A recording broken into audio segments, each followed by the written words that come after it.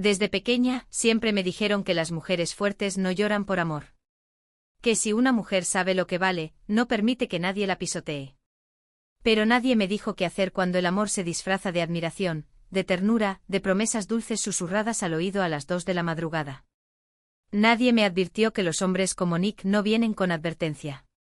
Que se cuelan en tu vida como si fueran parte de un sueño, y terminan convirtiéndose en una pesadilla con traje de seda. Me llamo Lucía, tengo 36 años, y puedo decir con orgullo que construí mi vida con esfuerzo. Fui una estudiante promedio, sí, pero una trabajadora incansable. Mientras mis amigas soñaban con bodas y vestidos blancos, yo soñaba con independencia. Desde los 28 años soy autónoma, y gracias a mi perseverancia, logré ser dueña de mi tiempo, de mi espacio y de mi destino. Hasta que conocí a Nick. Nick tenía 37 cuando lo conocí. Nos presentó una amiga en común durante una exposición de arte. Llevaba una chaqueta de cuero marrón, una sonrisa segura y ese tipo de mirada que te hace sentir como si fueras la única persona en la habitación. Me dijo que tenía una pequeña agencia de diseño, pero que estaba considerando aceptar un puesto en el gobierno porque la economía estaba difícil. Me pareció razonable. Realista. No me interesaba un hombre con millones, sino con planes, con visión. Y él parecía tener ambas cosas. Durante los primeros meses, Nick fue todo lo que una mujer podía desear, atento, cariñoso, divertido. Se interesaba por mi trabajo, me preguntaba por mis gatos, sí, tengo más de 10, todos rescatados de la calle, y hasta me ayudó a construir el primer prototipo de mi catio, un espacio climatizado para mis peludos. Yo pensaba, este hombre me entiende. Este hombre es diferente. En algún momento entre una copa de vino y un domingo de películas, Nick empezó a quedarse en mi casa con más frecuencia. La convivencia fue gradual pero natural. Compartíamos los gastos, aunque era yo quien cubría la mayoría de las cosas, y no me importaba. Yo ganaba bien, y si él estaba pasando por un mal momento, ¿por qué no apoyarlo? Después de un año juntos, él perdió su empleo fijo. Me dijo que era algo temporal, que ya estaba aplicando a nuevos cargos. Mientras tanto, se dedicaba a planear su negocio. Y yo, como buena compañera, lo ayudé. Hice el plan de negocio, lo asesoré con los permisos, le presenté algunos de mis contactos. Incluso le propuse que fuera mi proveedor principal en un área que necesitaba cubrir. Me parecía un buen equilibrio, él se sentía útil, y yo ayudaba a quien amaba. Pero lo que empezó como una promesa de crecimiento se fue tornando en un peso muerto. Nick no seguía con los trámites, posponía reuniones, se quejaba de ansiedad. Yo justificaba sus conductas, le decía que todo emprendimiento generaba miedo. Le cocinaba, le compraba ropa para sus supuestas entrevistas, lo animaba. Mientras tanto mi negocio crecía, pero él seguía estancado. Y yo no quería verlo. La primera vez que sospeché que algo no iba bien fue cuando encontré una conversación en su teléfono. Era con su ex. Una charla ambigua, demasiado afectuosa. Cuando lo confronté me juró que solo era una amiga, que me amaba, que jamás me traicionaría. Lloró. Me abrazó. Me convenció. Quise creerle. Tuvimos una crisis. Una de esas que te hacen replantearte todo. Pero lo perdoné. Porque yo amaba. Y cuando uno ama, cree que todo se puede salvar. Los siguientes meses fueron una especie de luna de miel. Nick consiguió un nuevo trabajo, o eso me dijo, empezó a ser más atento, más amoroso. Me miraba como al principio. Y yo, tonta de mí, volví a confiar.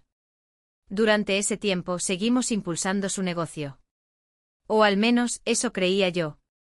Él me pidió que le cediera parte de mi empresa, que lo nombrara socio. Me negué. No porque no confiara en él, o eso me repetía, sino porque era un paso muy grande.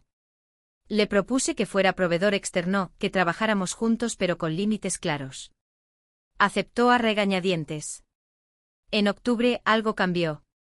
Nick ya no me tocaba. Evitaba salir conmigo. Me decía que estaba ocupado, que el negocio lo estresaba.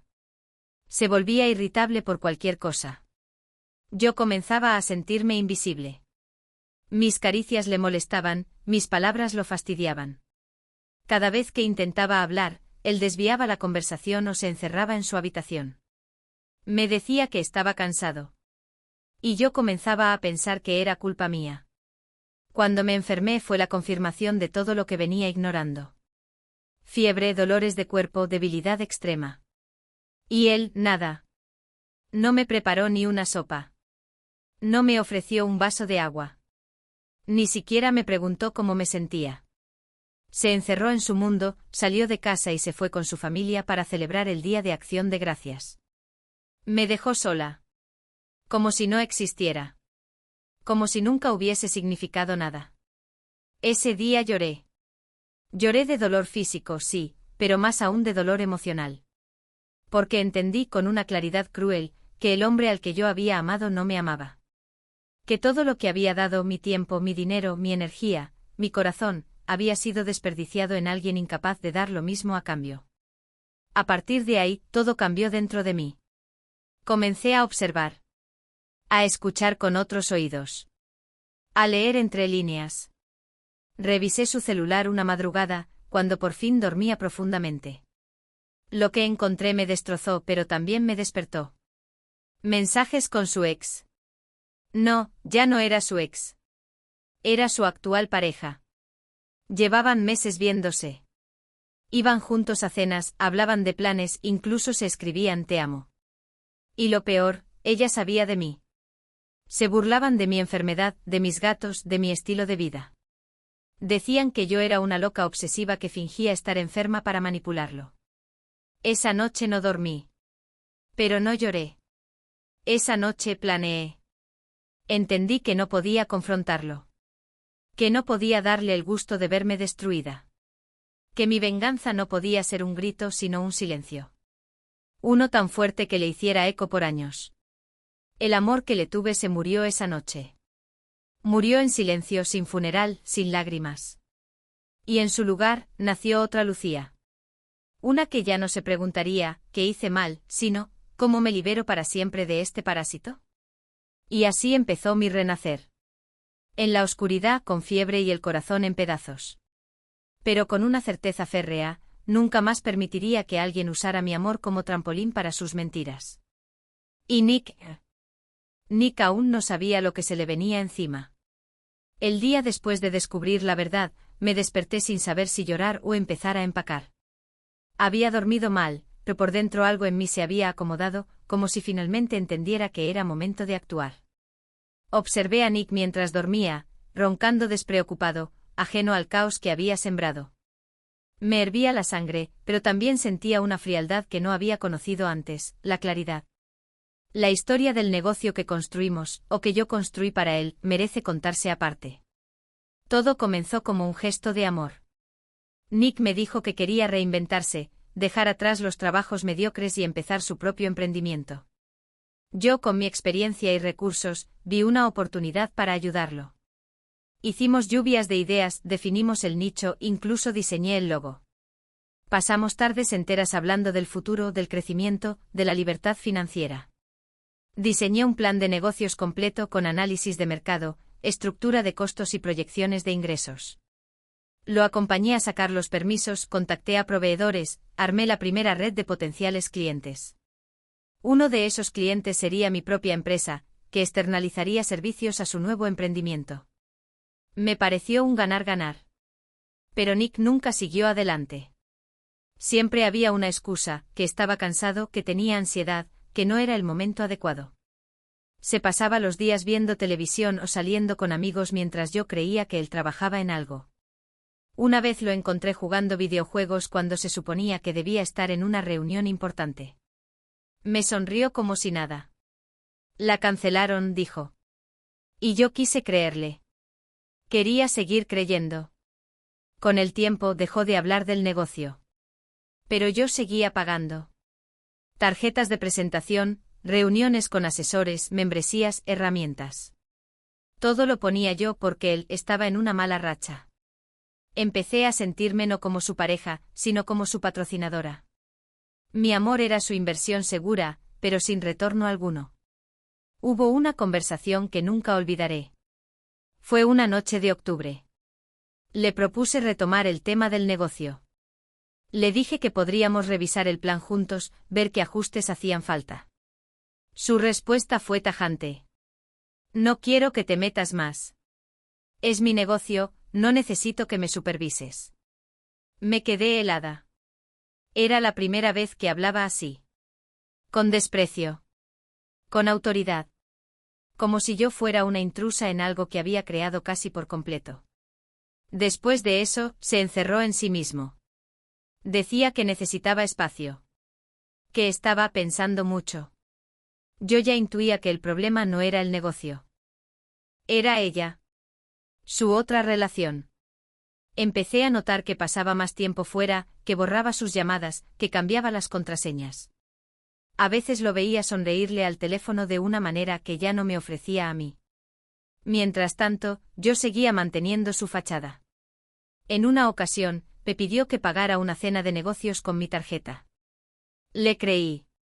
Luego descubrí que esa cena fue con ella. Habían salido a celebrar su aniversario. No sé si reír o llorar cuando lo pienso. Yo pagué la celebración de su traición. Intenté confrontarlo una vez más. Le dije que estaba preocupada, que lo notaba distante. Me contestó con evasivas. Que estaba estresado. Que necesitaba tiempo. Que no era culpa mía, pero tampoco suya. Y ahí entendí que no iba a cambiar. Que no quería. Porque su comodidad dependía de que yo siguiera ahí, apoyándolo sin cuestionar. Fue entonces cuando comencé a prepararme. A planear mi salida sin alertarlo. Revisé todos los documentos relacionados con el negocio. Cerré las cuentas a las que tenía acceso. Cambié las contraseñas. Eliminé mis datos de los registros. Hablé con mi contador. Informé a mis clientes que ya no colaboraríamos con esa empresa. Eliminé su correo del sistema. Lo borré digitalmente antes de borrarlo físicamente. Empecé a poner todo en orden, contratos, tarjetas, llaves, correos. Eliminé su acceso a todo lo que pudiera conectarlo conmigo profesionalmente. Fue como desenredar un nudo gigante, pero lo hice con precisión quirúrgica. Cada paso que daba era una forma de recuperar el control. Me sentía poderosa. En silencio pero poderosa. Nick seguía creyendo que todo estaba bien. O tal vez lo intuía, pero prefería ignorarlo. Él vivía en una realidad paralela donde era el centro del universo. Donde las mujeres debían entender sus procesos, apoyar sus sueños, perdonar sus errores. Una realidad donde el esfuerzo ajeno era su derecho.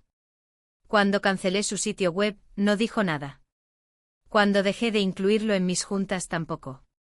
Me preguntaba si estaba distraído o si simplemente no le importaba. Pero no necesitaba confirmación. Ya sabía todo lo que necesitaba saber. Y tenía algo más importante, un plan. Una mañana antes de que se despertara observé desde la ventana cómo el mundo seguía girando. Y me prometí algo, ese hombre no iba a arrastrarme más. Iba a recuperar cada centímetro de mi vida. Sin gritos. Sin drama. Sin una escena de película. Solo con decisiones firmes, con pasos calculados con frialdad.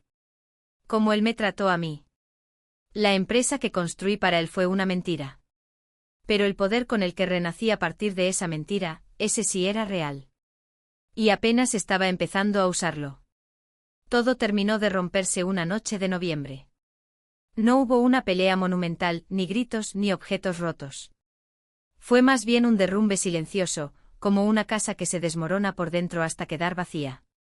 Me miré al espejo y no reconocí a la mujer frente a mí, pálida, ojerosa, con la mirada perdida. Me di cuenta de que llevaba semanas sobreviviendo, no viviendo. Los síntomas de la enfermedad que me atacó fueron brutales. Fiebre, dolor en las articulaciones, una fatiga que no me dejaba levantarme de la cama. Al principio pensé que era un resfriado fuerte, pero al pasar los días y ver que Nick apenas se asomaba para ver cómo estaba, entendí que el problema más grave no era físico. Era emocional. Estaba enferma del alma. Mientras yo temblaba bajo las mantas, Nick salía como si nada. Se duchaba, se perfumaba, hablaba por teléfono en voz baja desde el pasillo. Y luego desaparecía. No me preguntaba si necesitaba algo. No me llevó ni una taza de té. Me dejó sola. Sola en todos los sentidos posibles. Lo poco que comí esos días fue porque pedí comida por una app desde el celular. Recuerdo haberlo escuchado reír desde la cocina una tarde mientras yo lloraba en silencio con el cuerpo entumecido. No sé qué era más doloroso, la enfermedad o esa indiferencia cruel. Y como si fuera poco, se fue a pasar el día de Acción de Gracias con su familia. Ni una nota, ni un mensaje, ni una disculpa. Solo se vistió, tomó sus llaves y desapareció. Yo que había dejado todo por él, mi familia, mi ciudad natal, mi estabilidad, me encontraba completamente sola en una casa fría, cuidando a nuestros gatos mientras él celebraba. Fue esa noche al ver a mis gatos acurrucados junto a mí, que tomé una decisión. No iba a permitir ni un día más de humillación. Ya no podía seguir negando lo evidente, Nick no me quería. Nick me había usado. Me había exprimido como a una naranja y ahora que creía que su jugo se había acabado, buscaba otro vaso que llenar. Me armé de valor y revisé su teléfono. Él había salido a una reunión y dejó el celular cargando. Tenía la contraseña desde hacía tiempo, aunque últimamente él la había cambiado varias veces. Pero olvidó bloquear el reconocimiento facial. Bastó con una mirada mía para que la pantalla se desbloqueara. Lo que encontré fue una confirmación cruel. No solo estaba viendo a su ex, Laura, sino que hablaban como pareja. Tenían planes, recuerdos compartidos, se decían mi amor. Y lo peor, ella sabía de mí. Hablaban de mí como si fuera una molestia. Se burlaban de mi enfermedad, de mis gatos, de mi forma de vivir. Decían que yo era una carga, una loca, una mujer que no sabía soltar. Me temblaban las manos mientras leía. No por sorpresa, sino por rabia. Por humillación. Por el asco que sentí hacia él y hacia mí misma por haber permitido todo esto. Guardé las conversaciones más incriminatorias en mi nube, por si acaso. Y luego apagué el teléfono como si fuera una bomba a punto de estallar. Desde ese instante, algo en mí se activó. Una Lucía nueva, silenciosa, calculadora, empezó a tomar el control. No iba a confrontarlo. No iba a llorarle. No iba a suplicarle. Iba a desaparecer. Iba a convertirme en un fantasma en su vida, uno que se llevaría todo lo que él daba por sentado. Hice una lista. Empecé por llamar a la empresa de transporte para mascotas. Les pedí presupuesto para trasladar a mis gatos de forma segura. Coordiné con mi hermana para que preparara un espacio especial para ellos. Luego hablé con el casero, le informé que dejaría la casa antes de tiempo y que no pensaba renovar el contrato. Lo entendió perfectamente y me ofreció discreción. En los días siguientes fingí normalidad. Me vestía, salía, volvía con bolsas vacías solo para aparentar que estaba haciendo compras. Mientras tanto, preparaba mi mudanza en secreto. Iba separando mis documentos, cambiando contraseñas, cerrando cuentas bancarias, desvinculando tarjetas. Me sentía como una espía infiltrada en su propia vida. La fecha clave sería su viaje. Tenía planeado ir a una reunión de negocios en las Islas Vírgenes Británicas. Laura también estaría ahí, según los posts vagos de su madre en redes sociales. Usaría ese viaje como mi oportunidad. Me aseguré de que su vuelo saliera temprano. Contraté a la empresa de mudanza para esa misma tarde. Organicé la recogida de los gatos a primera hora. Preparé cada detalle con precisión militar. El objetivo era claro, desaparecer antes de que él volviera. Dejarlo sin casa, sin negocio, sin acceso a nada mío. Dejarlo frente al espejo de su propia miseria. Y así lo haría. Pero aún faltaba un paso más, asegurarme de que no pudiera encontrarme. Y ese sería el paso final de mi liberación. El amanecer del día de su viaje llegó como una señal divina. Nick salió de casa antes de las 5 de la mañana. Con su mochila al hombro y su aire de falsa seguridad, me dio un beso en la frente como si aún fuéramos una pareja feliz. Me contuve para no vomitar. Fingí estar dormida. Esperé escuchar el sonido de la puerta cerrándose y el coche alejándose por la calle. Una vez supe que estaba en camino al aeropuerto, me puse en acción. Había dormido muy poco, repasando mentalmente cada paso del plan. A las 9 en punto llegaron los transportistas de mascotas. Colocaron a mis gatos con cuidado, uno por uno, en jaulas con mantas que llevaban mi olor. Mi corazón se partía al verlos irse, pero sabía que estarían mejor lejos de ese lugar envenenado por la mentira. Llamé al casero y le entregué oficialmente las llaves. También le di una lista detallada de objetos que pertenecían a Nick y que serían recogidos por una empresa de envíos: su ropa, sus herramientas, sus libros, incluso la cafetera que insistió en comprar con mi tarjeta porque era más eficiente. Todo fue empaquetado, etiquetado y enviado directamente a casa de su madre. Yo no quería tener ningún contacto más. Los mudanceros llegaron por la tarde. Mientras desmontaban muebles y empaquetaban mis pertenencias, yo me dediqué a cancelar servicios, cerrar cuentas, cambiar los datos de acceso de todas mis plataformas, incluso los programas de fidelidad del supermercado. Lo borré digitalmente de mi vida con la misma precisión con la que él había borrado mi dignidad. Cuando terminaron, quedaba una casa vacía, silenciosa. Dejé una nota breve al casero agradeciendo su comprensión y otra sobre la cama que decía simplemente: ya no vuelvo. No era para Nick, pero sabía que tarde o temprano él leería esas palabras. Quería que sintiera el vacío que me había dejado durante tanto tiempo. Ahora él tendría que convivir con él. Antes de irme pasé por un contenedor de donaciones y dejé varias bolsas con ropa. Entre ellas estaban los trajes que le compré para sus reuniones de negocios. No podía soportar la idea de que otro hombre volviera a usar algo que toqué con amor por él. Que la caridad le vista, porque el amor ya no lo hará. Tomé el coche, programé la ruta al Airbnb que había alquilado a 4 horas de distancia, y me marché sin mirar atrás. No quería tener la tentación de dudar.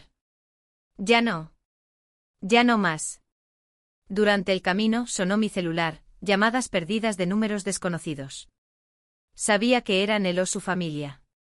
Bloqueé cada número nuevo que aparecía. Luego apagué el teléfono. En ese momento el silencio era el regalo más preciado. En el Airbnb me recibieron con amabilidad. Era una casita rodeada de árboles, con un jardín pequeño y una cocina acogedora. Me quité los zapatos, me serví un té caliente y por primera vez en mucho tiempo, respiré sin peso en el pecho.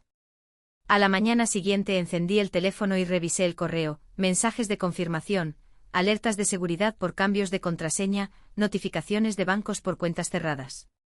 Todo estaba en orden. Pero también vi algo inesperado: un intento fallido de acceso a mi correo profesional desde una IP ubicada en el Caribe.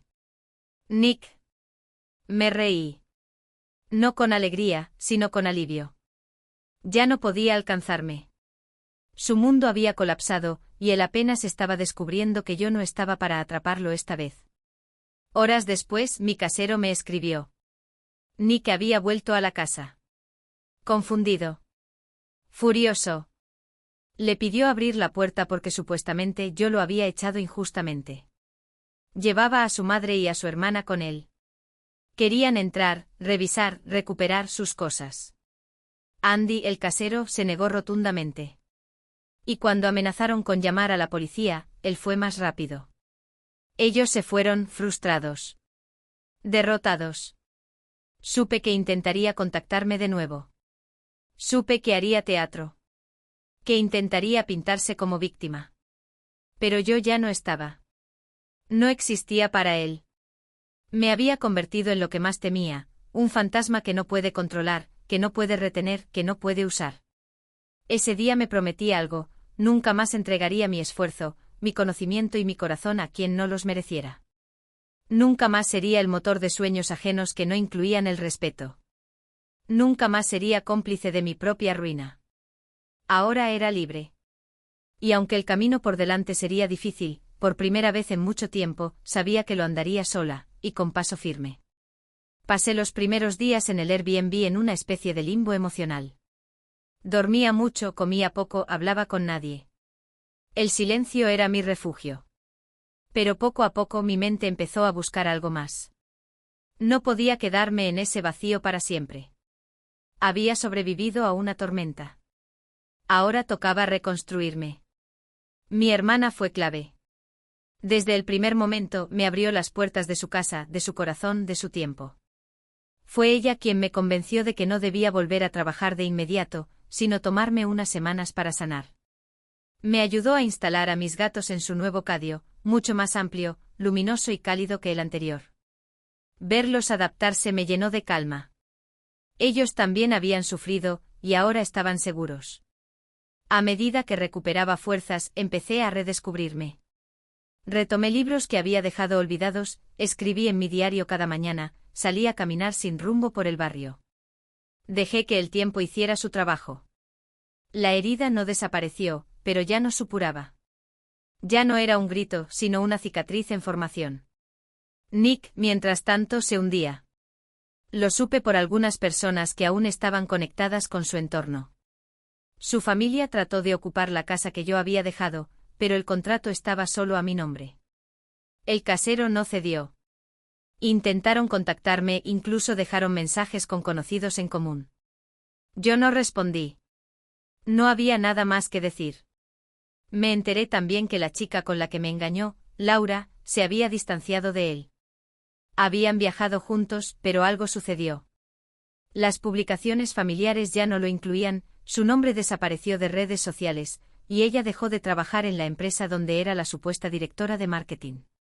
Nadie me lo confirmó, pero no lo necesitaba. Todo indicaba que la verdad había salido a la luz. Y que Nick había quedado, una vez más, solo. Lo más curioso fue que, lejos de alegrarme, sentí lástima. Pero no por él, sino por la versión de mí que alguna vez lo amó. Esa mujer merecía más. Y ahora finalmente lo tendría. Con la ayuda de mi hermana, empecé a construir algo nuevo. Una pequeña empresa familiar, basada en una idea que alguna vez diseñé para Nick, pero esta vez con propósito y con personas que sí valoraban mi esfuerzo. Ella estaba aprendiendo rápido, y yo me sentía útil al guiarla. Era terapéutico. También volví a terapia. La psicóloga me ayudó a entender que no fui débil por confiar, sino generosa. Que no fui tonta por amar, sino humana. Y que el dolor, por profundo que sea, también puede ser un maestro. El día que inauguramos oficialmente la empresa, lloré.